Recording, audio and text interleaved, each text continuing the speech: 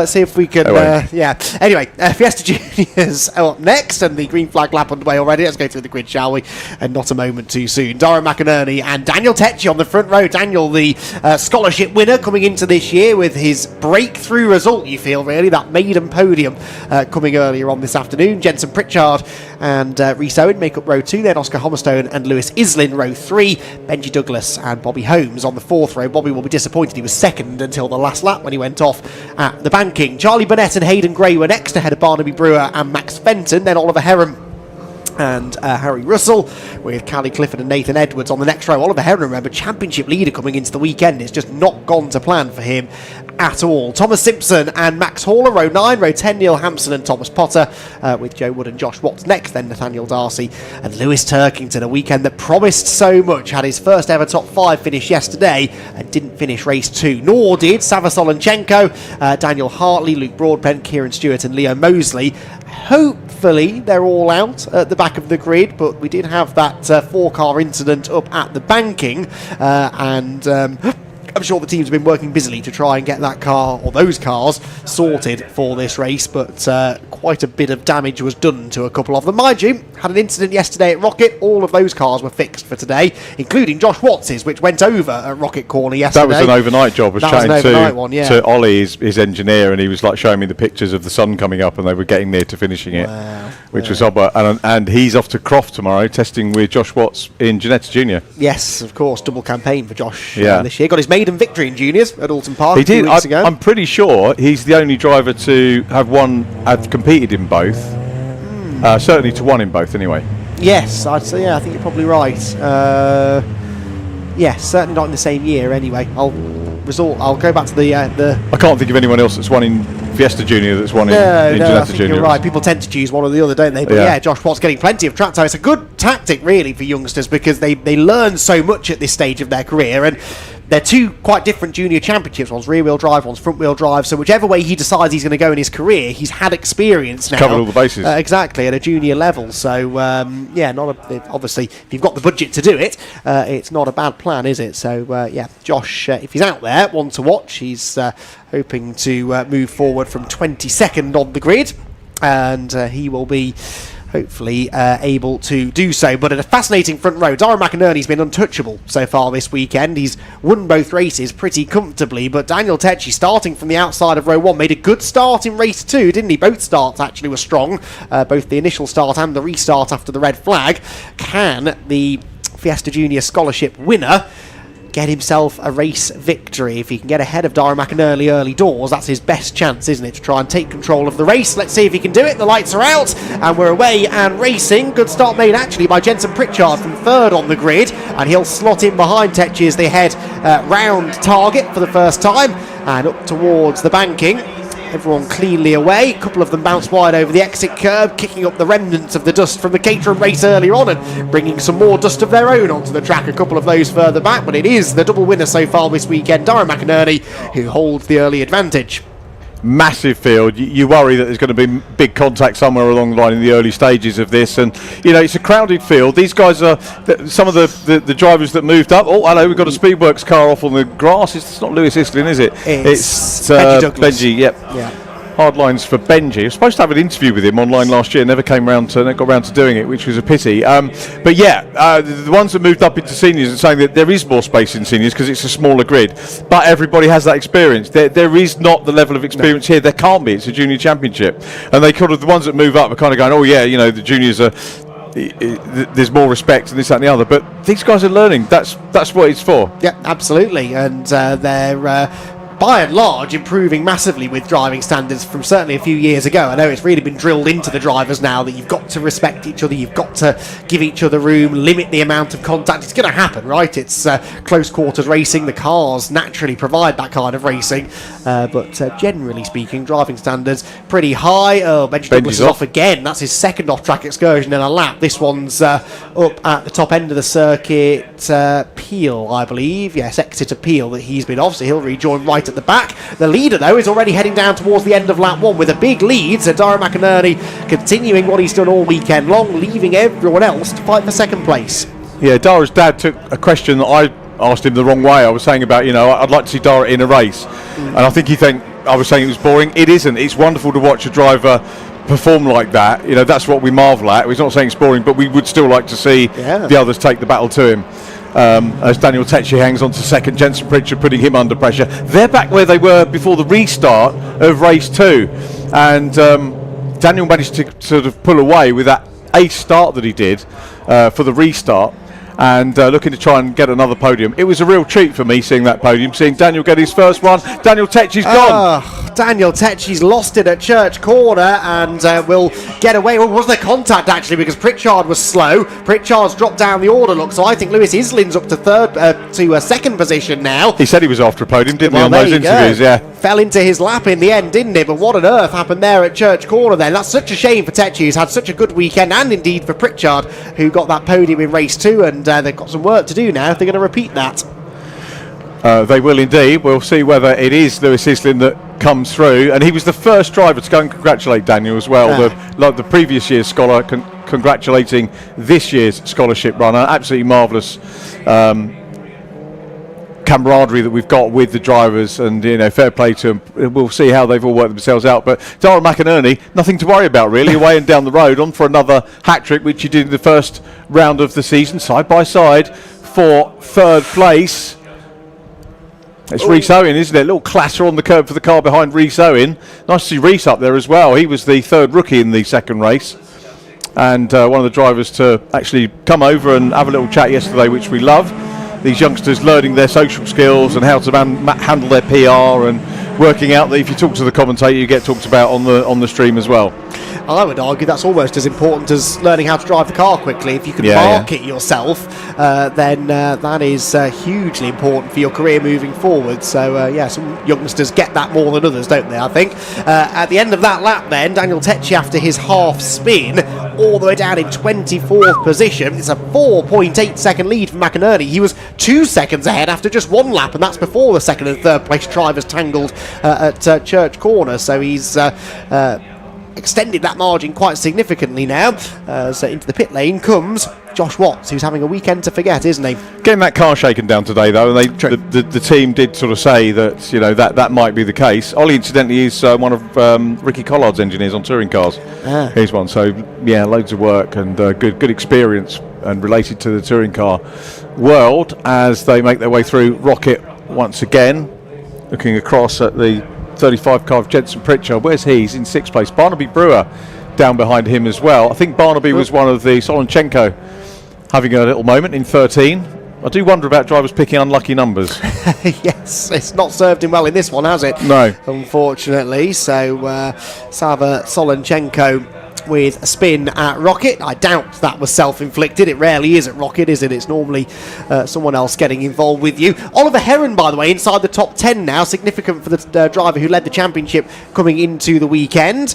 And he is into 9th place. And there he is, the 306 car, the grey, white and orange machine. He's just off the back of this second place battle. But he could still get a good result out of this. They're all there for the taking. And he's slowly sort of catching up to that group now. The more they fight, the more potential there is for Oliver to finally get a good result out of this weekend. It's going to be tough for him as we get confirmation of Dara's fastest lap. Lovely to see Max Fenton up into the top 10 as well. Heron passes Gray, but he's got Brewer, Pritchard, Bobby Holmes, Homiston, a lot of class drivers up in the top order. Turkington has a moment on the grass, so too does Harry Russell in only his second meeting with us in the Junior Championship. So Harry will just put this one down to learning, as Dara McInerney has a huge lead. He's heading all the way up to Rocket as well. Islin will be very happy to be on the podium potentially here. Rhys Owen coming under a bit of pressure from Oscar Hummerstone, who's going to look at the outside run here as they head up towards Rocket. Let's see whether he is going to be able to convert that. He very nearly sold him a dummy. Owen himself really getting in to challenge Lewis Islin as they come into Rocket. Down behind them, Bobby Holmes, who's trying to come back from his problems earlier on, and Jensen Pritchard right behind him too. Yeah, bumper to bumper, aren't they? This is proper Fiesta Junior racing in this battle for second position. Lewis Islin at the head of it, not really under too much pressure there, it must be said, for Rhys Owen. Rhys Owen has Oscar Hummerstone behind him, and that's perhaps the move most likely to happen. Bobby Holmes, the green car's done well from 8th on the grid to get himself back into podium contention here in 5th, with Jensen Pritchard 6th, defending busily from Barnaby Brewer. as they head into the hairpin. Who's going to make a move? There was a thought of a move there from Oscar Hommerstone, but not quite close enough. Ultimately, we do have side by side behind there. That's Pritchard and Brewer. Barnaby Brewer, the yellow and black car. I think he's got him, isn't he? Yeah, I think he's got the inside line into the last corner. Had a good look at that car in the Parc Fermé area earlier on, and we're now going to see it slip through on the inside line into the final turn. I think Barnaby was one of the drivers queuing up to see the Clark. It's probably easier to list the ones that weren't seeing the Clark, as Pritchard's going to just follow in his wheel tracks there and try and get back in. Pritchard having his first podium, leads the rookie championship. Who's that off? Nathaniel Darcy, I think I've just seen out of the window off at the final corner. I reckon that's the number 7, which has had a grassy moment, rejoins, and it is Nathaniel Darcy. He's not had a great day either, has he? He was in the pit lane, I think, in race 2. No, he hasn't, and as I say, school year, isn't it, for these guys? It's all very much learning, and you have to put the incidents down to the just gaining experience, which is the key thing. Lewis Islin still clear in second position. Battle still on for third, though. And Oscar Hummerston looking good here. He looks on the outside run as they come up towards the Rocket Complex. Yeah, Rhys Owen doing a mega job there. Scholarship finalist, one of the top 6 making it through last year. And putting together, it was very, again, I don't know if you saw the interview, but he rattled off all of the sponsors, all the names on the car, but not in a listy way. Yes. It was a really nice, very much aware that he needs the backing to come racing, and great to see Rhys up. This could potentially be his first outright podium if he can fend off Oscar. It's going to be a big ask for him, but yeah, good to see him take a rookie podium in the previous race and doing a good job here in third overall. And again, character building for him. He's soaking up a little bit of pressure. He'd probably prefer to be having a nibble at Lewis Islin up in front of him, but Lewis just far enough away at the moment to secure that second from Dara McInerney, who's away and down the road. McInerney still with the fastest lap, 1:47.86. You're checking on podiums for me, aren't you? Correct, not had one yet. Yeah. So on course for it, maybe, if he can keep Hommerstone at bay, as wide goes Barnaby Brewer, having gained another position on that lap then, at the expense of Bobby Holmes. Running well here, Barnaby. Have you spoken to him yet? No, I haven't. I guess you'd probably still be talking to him or listening to him if you had. So yeah, hey, that's not a bad thing, is it? We like a talker, and it will serve him well, that, I think, going forward, won't it? It's much easier to teach someone who talks too much to talk less than the other way around, isn't it? Yeah, funny enough, the view of him was prejudiced because we were down at Brands Hatch and there's the Sim Motorsport down there who teach the drivers all the sim techniques and a little bit of media and everything else. And I popped in to see them last year and they said, "Oh, you're doing the scholarship?" Yeah. And they said, "Watch out for this lad called Barnaby, and his social media handle is Pay Attention Barnaby."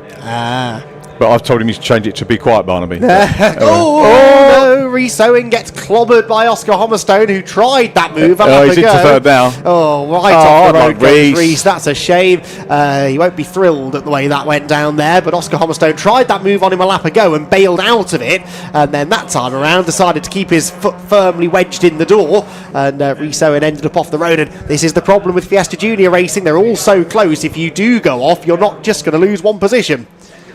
That'll be another Clark yes. discussion, won't it? That's why the race is now, and we've got a 2-hour endurance race, so that the Clarks don't feel that that's why we don't have the juniors at the end of the day, because they'd still be here at midnight. Yes, I've not unheard of for the Clarks to be here quite late at night on Sunday. This and the mini championship usually, there's a big queue outside the mini challenge. Yes, I've heard. Although I do know Esther, the coordinator of the championship, is planning to stay here tonight anyway. She was never planning on going home tonight. I think maybe she had a feeling. She got the cat on auto feed, is she? Or? Yes, I think she's moving house as well. She was telling me there's a lot to do when she gets home. So, getting some well-earned rest, because it could be a late finish with a few discussions to be had at the end of the day. There's the 16 car of Hayden Gray. He's into the top 10 now in 9th position, the number 16 car, with Riso in the next car ahead of him. But there's a bit of a gap, isn't there, to that next group of cars ahead, which Rhys is now on the tail of after that moment up at Rocket. Max Haller 11th. Callie Clifford's come through. Callie has had such rotten luck over the course of this year. Second in the opening race of the year. We were going to try and do an interview with her over the church break, but unfortunately it's not going to happen because they're going to be packing up and away. But Callie was like front runner. She was a Jam Sport Scholarship winner. Yes. Not had the luck, but it will come to her for sure. Oh yeah, definitely. Yeah, she's shown her pace, hasn't she? Yeah. As you said earlier this year. But you don't have to be off by much, do you, in this championship? If you have a track where you're a couple of tenths off the ultimate pace, or just because it doesn't suit you, or the car's not working as well, who knows, you plummet down the order, and it's so difficult then to get the track position back because everyone's so evenly matched. So hopefully she can bounce back at the next round, qualify well, and that's sort of half the battle, isn't it? We've only got 2.5 minutes to go, so we're going to have possibly time, should be time for 2 more laps after this one, I reckon. Dara McInerney with this healthy lead, just under 4 seconds over Lewis Islin. Barnaby Brewer for third. Barnaby for third position. Barnaby Brewer is going to leave her aside Oscar Hommerstone, but he's on the wrong side of the road now, heading down into the final corner. So Hommerstone will have the inside line. How brave on the brakes is Barnaby Brewer feeling? Can he go right round the outside? They've got Bobby Holmes in there as well, just adding extra complication to it, and he gets into the back of Hommerstone. Around goes Oscar, and that was off the nose of Bobby Holmes, I think. I'm sure Rhys Owen had a smile on his face as he drove past the 555 car pointing the wrong direction, and he's now got to wait for a gap in the traffic, finds one and manages to get going again, but that was really unfortunate for Oscar, and great news for Barnaby though, he's into a podium place. It is. I was wondering about whether the Rhys Owen Oscar thing might get looked at, but probably, Rhys will probably think that was karma. Yep. Just a little bit of contact can throw someone off, as you said earlier on in the race. But we've got now Barnaby Brewer potentially on for a podium. I gave him an interview thinking he might not get one. Now he's going to get 2. Greedy thing. Yeah, well, when you get a taste for it. Actually, I'll just say this could be a nightmare moment. John and Barnaby together in a room. Yes, we'll try and bring you the next Caterham race if we can, but no promises made. There's no promise that he'll be on the podium, in fairness, because Bobby Holmes is hunting around behind Barnaby as they head into Peel Corner, and you've also got Jenson Pritchard and Oliver Heron, who's desperate for a good result to try and keep his championship intact after a disappointing start to the weekend. They're going to have another lap after this one. This could all still change before the flag. It could well do. 43 seconds left on the clock. McInerney away. No coverage for him in this one because he's been away and down the road, as he has been all weekend. Lewis Islin, great to see Lewis back up on the podium, and there he is going out a shot, the red and white Speedworks livery and the yellow and black of Barnaby Brewer. He'll be doing some more laps, I guess, on his around the Nordschleife on his sim. For every number of viewers he gets, he has to do so many laps of the... Oh, really? Yeah, so have a look at that and give him some work to do in the week. Keeps him from doing schoolwork, of course. But he's in third. Bobby Holmes still trying to get on terms with him as well. He's a little bit farther back. Holmes, and Barnaby makes a mistake. Kicks up the dirt. A little bit of maybe a little bit of following from Bobby Holmes. Didn't go quite off as far. And Holmes has got Pritchard right with him as well. What we're starting to see, what I'm starting to see here, Andy, in the juniors, is a lot of the first-year drivers, it's all beginning to click for them. Yes, one of the things I really love about junior racing is those new drivers halfway through the season, they just start to, as you say, it starts to click, and suddenly they start challenging the slightly more experienced drivers, and the drivers winning races in the first half of the season are not always the same drivers as who are winning the races in the second half of the season. It's always fascinating to watch, but Dara McInerney's building himself a nice little points lead before that becomes an issue maybe later in the season, and he's well on course for another win. Lewis Islin, in fairness, has been lapping quicker than the leader over the last few laps, but I suspect Dara has reined things in. Yes, he's running 2 seconds off his ultimate pace as Bobby Holmes runs a bit wide at Rocket and nearly opens the door for Jenson Pritchard. Not quite, or has he? Pritchard might have the inside here into Peel Corner. I think he does. Nuzzles up alongside the 55 car and will relieve Bobby of 4th position. He does. Great move there by Pritchard, working hard. Oliver Heron in the mix as well in 3:06. Remember him making his debut in the Mark 6 Fiesta, Silverstone International a couple of years ago when I think it was the last meeting of them, and Jam Sport rolled out a couple of cars. He did well too, did Oliver Heron, and lovely to see him make that move from here to being championship leader coming in this weekend, from his debut. Super stuff. But yeah, McInerney well clear, and a 4-car typical battle going on here with Rhys Owen looking up the inside now of the 306 car. Wing mirrors go flying, and Oliver Heron says, hang on a minute, I was trying to overtake someone a corner ago, and now I'm in danger of losing a position. The checkered flag, though, awaits for Dara McInerney, who crosses the line, flashes the lights, and completes the perfect weekend here in Anglesey. It's a hat-trick for McInerney, and that will give him an extended championship lead, leaving Anglesey. Lewis Islin second with his best result, his first podium of the weekend, and Barnaby Brewer gets back onto the podium in third, Pritchard fourth, then Heron, Owen and Hall. Hayden Gray got back into ninth on the last lap, with Callie Clifford getting herself into the top 10 by the flag. Here comes Daniel Tecchi coming through. Daniel will end up 21st, just behind Lewis Turkington, two drivers again who feel that they should have had more out of the weekend, maybe. Certainly given the way it started for Lewis and given the way race 2 went for Daniel. But Dara McInerney doesn't have much to complain about, does he really? That's been a perfect weekend, and that one he was able to actually coast home, quite literally. He really backed off in the last few laps, but he knew that he had the gap, didn't need to take any risks, and yeah, a very, very impressive weekend. He needs to get the championship wrapped up a round early and then come out in the seniors for the last round. Good idea, yeah. Very good idea.